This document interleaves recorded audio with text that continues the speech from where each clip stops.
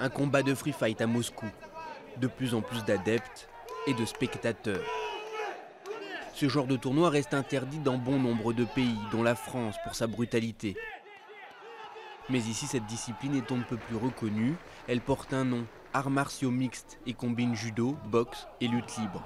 Tous les coups sont permis, sauf les coups de tête et les coups de coude quand les adversaires sont au sol. Celui qui est déjà sorti sur le tatami ou sur le ring sait ce que c'est. C'est une sorte d'adrénaline qui attire les sportifs comme une drogue.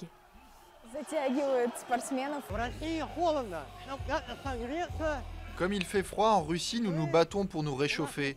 C'est dans la tradition russe, dans le passé. C'est pour ça que c'est tellement populaire ici.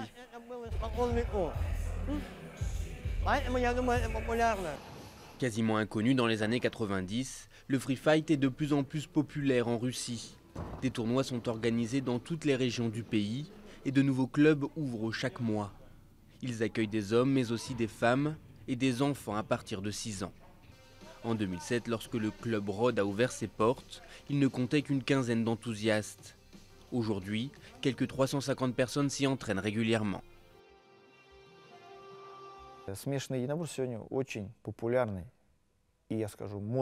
Aujourd'hui, les arts martiaux mixtes sont un sport très à la mode en Russie.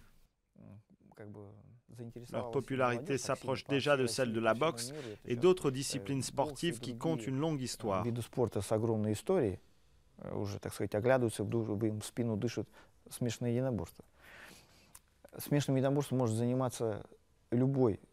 N'importe quelle personne en bonne santé peut pratiquer les arts martiaux mixtes, même si elle n'a jamais fait de sport depuis l'école.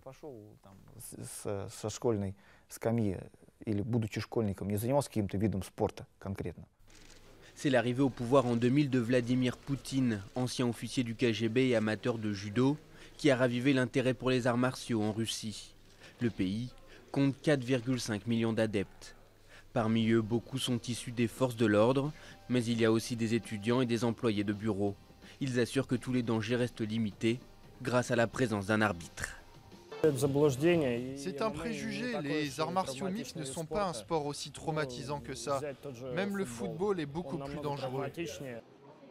En Russie, le combat libre a été officiellement reconnu l'année dernière comme sport, afin d'éviter la multiplication des tournois clandestins.